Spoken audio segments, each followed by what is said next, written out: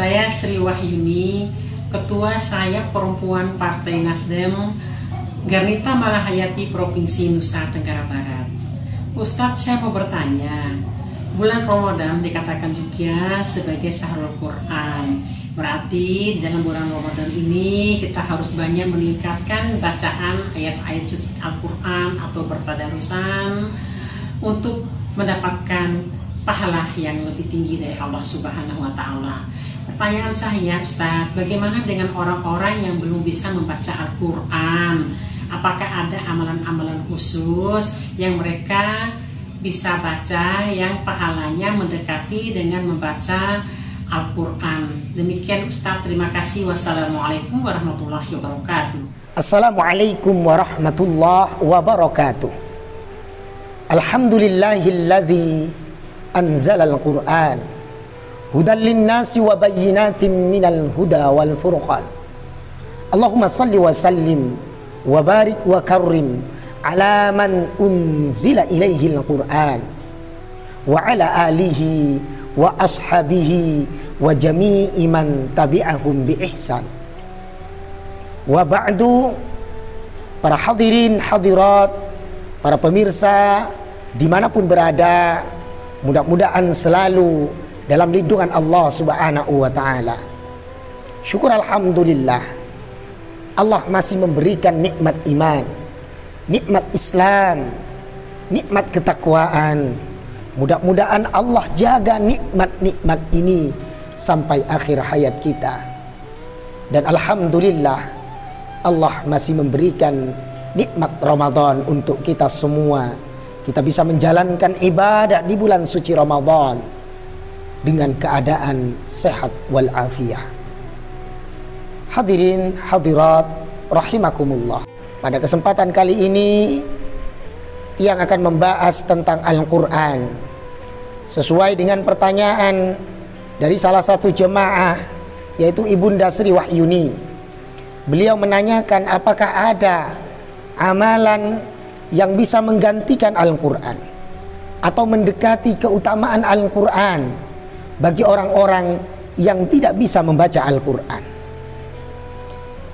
Hadirin yang dimuliakan Allah Subhanahu wa Ta'ala, kadang ketika kita mendengar orang Muslim, orang Islam, orang yang mengaku beriman, karena beriman kepada kitabullah ini adalah salah satu rukun iman, kadang kita miris, kita sedih ketika ada orang yang mengaku Muslim tapi dia tidak bisa membaca Al-Quran. Jangankan memahami Al-Quran, jangankan menghayati isi Al-Quran, membacanya saja dia tidak bisa. Sebagai orang yang mengaku beriman kepada Zat yang menurunkan Al-Quran, sebagai orang yang mengaku beriman kepada makhluk yang kepadanya Al-Quran diturunkan, sebagai orang yang mengaku beriman kepada kitabullah, kepada Al-Quran, maka tidak ada alasan bagi kita untuk tidak belajar membaca Al-Quran. Tidak mungkin kita tidak bisa membaca Al-Quran selama ada usaha untuk mempelajari Al-Quran. Hadirin hadirat rahimakumullah, Al-Quran adalah amalan zikir yang paling afdal. Walaupun ada hadis yang mengatakan afdaluz zikri, sebaik-baiknya zikir adalah la ilaha illallah, kalimat la ilaha illallah. Akan tetapi keutamaannya itu di luar Al-Quran. Jika kita membahas zikir secara umum, maka Al-Quran menjadi zikir yang paling afdal, zikir yang paling utama, sebab Al-Quran adalah kalamullah. Al-Quran tidak bisa lepas dari Ramadan, sebab Allah Subhanahu wa Ta'ala berfirman, Syahrul Ramadan alladzi unzila fihi al-Quran. Bulan Ramadan adalah bulan di mana di dalamnya Al-Quran diturunkan. Hudan linnas, sebagai petunjuk bagi manusia, wa bayyinatin minal huda, dan sebagai penjelasan-penjelasan bagi petunjuk tersebut.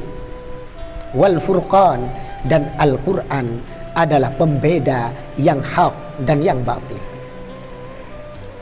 Jadi wajar ketika Ramadan, salah satu amalan yang paling afdal, amalan sunnah yang paling utama adalah qiraatul Quran, membaca Al-Quran. Bahkan Rasul sallallahu alaihi wasallam bertadarus bersama malaikat Jibril ketika bulan Ramadan. Ketika bulan Ramadan, masjid di mana-mana di seluruh Indonesia ini mengadakan tadarus, di musola-musola mengadakan tadarus. Bahkan tiap orang tidak jarang setiap Ramadan setidak-tidaknya menghatamkan 1 kali Al-Quran.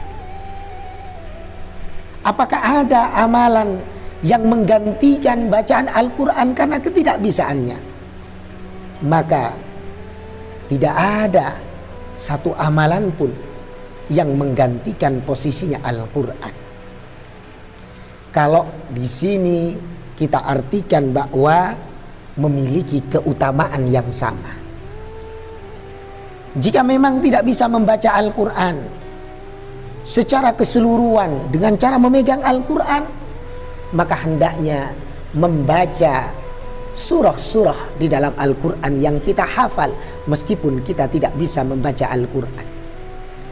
Semisal kita hanya bisa menghafal surah Al-Fatihah, maka kita baca Al-Fatihah itu di samping kita sambil belajar untuk membaca Al-Quran. Kita bisa membaca surah An-Nas, maka kita membaca surah An-Nas.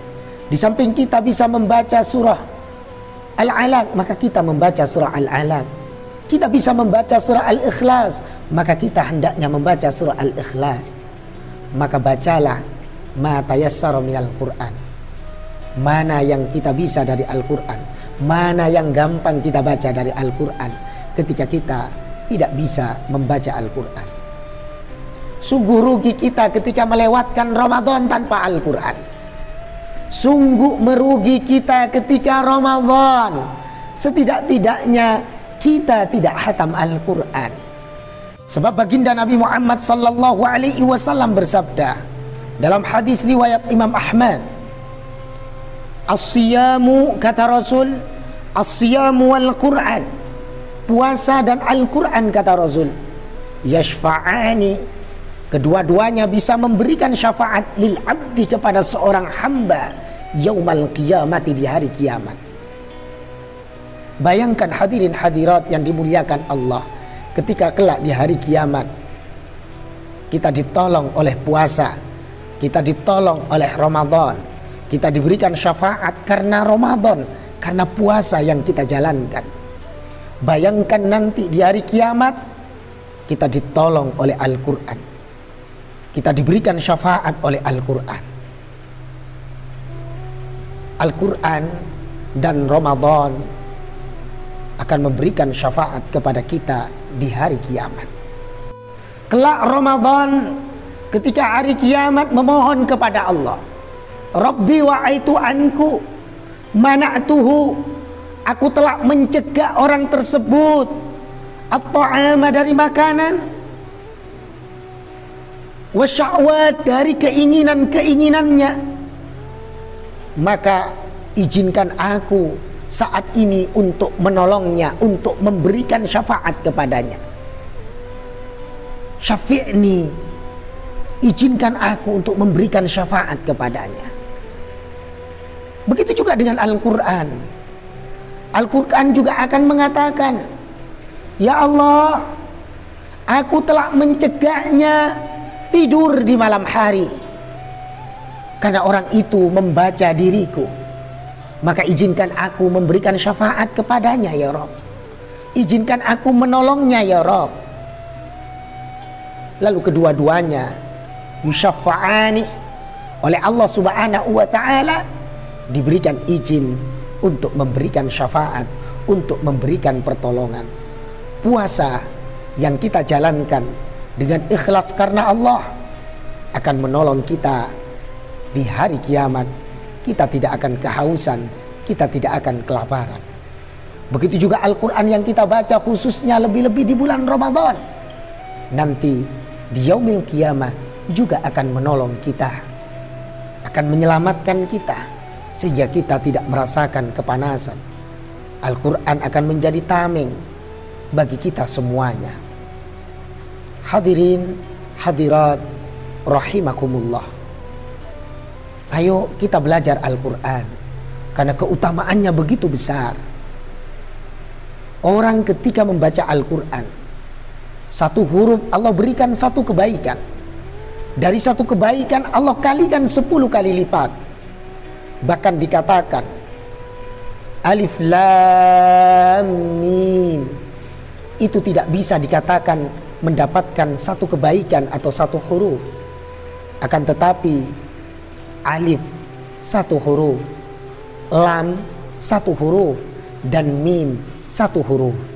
Dengan membaca Alif Lam Mim itu sudah mendapatkan 3 kebaikan yang dikalikan 10 menjadi 30 kebaikan.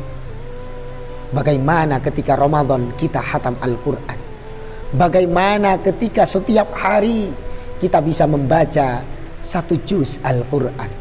Maka berapa ribu, berapa puluh ribu, berapa juta kebaikan yang akan kita dapatkan dari Allah Subhanahu wa ta'ala. Ayo kita semangat belajar Al-Quran. Tidak boleh ada lagi seorang muslim yang tidak bisa membaca Al-Quran. Tidak boleh ada seorang yang mengaku beriman tidak bisa membaca Al-Quran. Ayo kita tanamkan kecintaan kepada Al-Quran agar kita terus bisa membaca Al-Quran dengan istiqamah. Hadirin hadirat yang dimuliakan Allah Subhanahu wa ta'ala, mudah-mudahan kita mendapatkan kemuliaan Ramadan. Mudah-mudahan kita mendapatkan kemuliaan Al-Quran. Demikian yang bisa yang sampaikan. Mudah-mudahan jawaban ini membawa keberkahan, kemanfaatan untuk kita semua. Wal afu minkum. Assalamualaikum warahmatullahi wabarakatuh.